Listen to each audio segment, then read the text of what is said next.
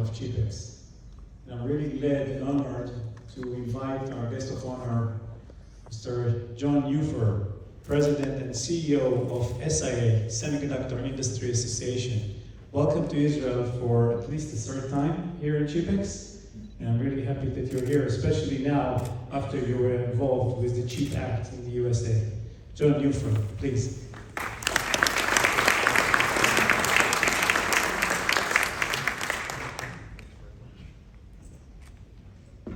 Okay, thank you for that generous introduction, Shlomo. It's really a great pleasure to be back here in Tel Aviv. The onshore Mediterranean breeze, the sidewalk cafes, hard to beat, right? You were mentioning something about chips now kind of be at the top of mind for most people in the world. I'm happy to report that my kids, let me just say I've been working at SIA for over 8 years in Washington, and my kids would always introduce, when they ever talked about whatever I did, they said I was a computer salesman. Now they can say I work in the semiconductor industry, and their friends kind of understand what that means. So we're a public policy association in DC, and many members of our association are represented here today. We represent about 99% of the US headquartered semiconductor industry and about 2/3 of the global industry. The last time I had the pleasure of joining this event, 2020, I believe, and I think it was virtual that time. Right. So that was just as the pandemic was tightening its grip on all of us in the world. And I'll say that our industry and the world has really come a long way since then. It's a great pleasure to be with you this time in person to share some of my perspectives on the state of the industry and what the future holds for all of us. The last few years have certainly been a roller coaster ride for all of us. Sharp fluctuations in demand brought on by the pandemic led to a persistent global chip shortage that broadly impacted all of our customers. But our industry has a long history of shouldering in to overcome challenges, and the chip shortage really was no different. Thanks to our industry's extraordinary efforts to increase production, over the last couple of years, the worst of the shortages seem to be behind us.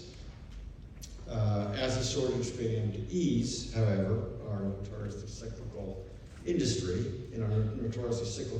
macroeconomic headwinds and our cyclicality has caused short-term downturn in sales, which we're still mired in today, as we all know. But there is light at the end of the tunnel, and most analysts around the world predict we'll be back on track by the end of the year. Don't hold me to that, but we're feeling very positive and optimistic about the future. That's because over the medium and long term, there's simply no holding back our demand for semiconductors. We all know that moving forward, the world will need more and better semiconductors to power everything from appliances and airplanes to autonomous vehicles and AI. Put simply, for society to advance, so too must chip technology. So our industry is ramping up chip production and innovation to meet the demand and enable the technologies of today and tomorrow. And thanks to recent enactment of the CHIPS Act, which we worked very, very hard on over the past couple of years, the U.S. has become a more attractive location for production and innovation, and I'll explain in a second why. The CHIPS Act and the CHIPS and Science Act has over $200 billion in funding. What happened with the CHIPS Act itself is that $52 billion was actually appropriated in manufacturing grants and research investments, plus investment tax credit for chip manufacturing, the latter of which I think would be very significant. To provide some context, the CHIPS Act was necessary because emerging from the shortages of the pandemic and wrestling with geopolitical tensions we just heard about, Washington, Congress finally realized that we in the US have two pretty glaring vulnerabilities when it comes to the chip industry. First, we don't produce enough chips on US soil anymore. In 1990, we manufactured 37% of the world's chips. Now that percentage is down to just 10 or 12%. Way too little for such a critical technology. The key reason for the erosion is that while other governments around the world have been chipping in significant programs to attract semiconductor production, the US has not been doing that for decades, making it 25 to 50% more expensive to manufacture chips in the US than overseas.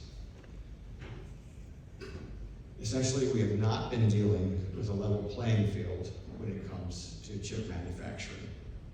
And second, we have slipped off in the US the innovation high wire for the most advanced logic chips. 92% of these chips are made in Taiwan by one company represented here today. We know who it is. And 8% in South Korea by another company represented here today. We know who it is. And none are made in the US. The billions in research investments in the CHIPS Act, including the establishment of the NSTC, the National Semiconductor Technology Center, will help close the gap. And I will say that we intend for that to be a very collaborative effort, and we hope there can be a lot of collaboration with Israel, where so much innovation occurs. So the CHIPS Act is off to a very strong start, at least for the private sector side. I'm happy to report. Since the act was introduced, companies from around the world have announced more than 50 new semiconductor ecosystem projects in the US, totaling $210 billion in private investments. So that's $52 billion for the grants and research investments in the US industry, and industry companies around the world have committed $210 billion of their own money. These projects will create an estimated 44,000 direct jobs in the semiconductor industry in the US and enable another 200,000 additional jobs in the US economy. And that doesn't even count the hundreds of thousands of jobs that are going to come from constructing the new fabs. So SIA remains focused on working with government leaders to ensure the new law is implemented effectively, efficiently, and expeditiously. Doing so will ensure this landmark law maximizes its potential and its return on investment. And know this, the CHIPS Act seeks to boost America's semiconductor footprint. It does not seek to make the US totally self-sufficient in chips. In fact, as you all know, two keys to our industry success over the decades has been our heavy investment in R&D and an intensely globalized and specialized supply chain. Complete localization of our supply chains would be unwise and cost prohibitive. In fact, we did a study, or had a study commission, and one of the findings was that if we all begin to localize our supply chains, for the US alone, it would take 10 years and cost $500 billion.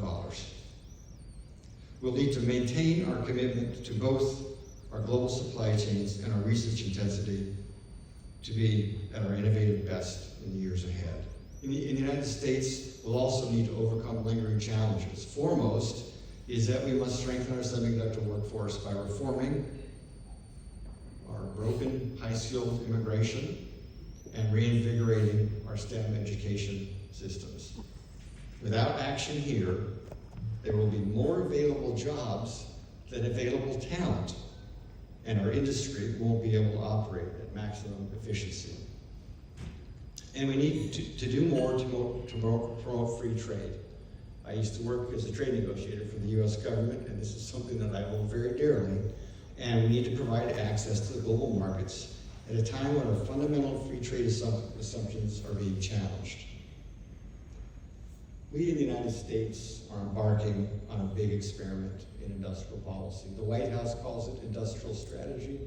but it's really an experiment in industrial policy to incentivize domestic manufacturing and promote R&D. We need a trade policy that complements and not detracts from this effort. SIA continues to fight for these initiatives, and we do so alongside a strong and determined coalition of members. As I've mentioned, I'm very proud to say that we represent 99% of the US headquartered semiconductor industry and about 2/3 of the global industry. Together we speak with one voice on the issues that matter most to our industry. We've come a very long way as an industry, and we're now entering an era that holds even greater promise. So, a child born 2023 this year will have access to far more advanced healthcare, communications, transportation, education, and green technologies throughout his or her lifetime that we can hardly imagine today. And that's thanks largely to the breathtaking pace of innovation in our sector. We owe it to ourselves and the future generations to do what it takes to help our industry fulfill its amazing potential.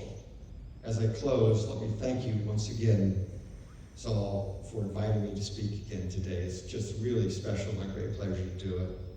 Your industry in Israel is vital to the global economy, to the global supply chains, and the progress you've made in design and manufacturing is really, really impressive. If we all carry on the tradition of hard work and ingenuity that has come to define our sector, we can continue to grow, innovate, and realize a brighter future for our industry and for the world. Thank you.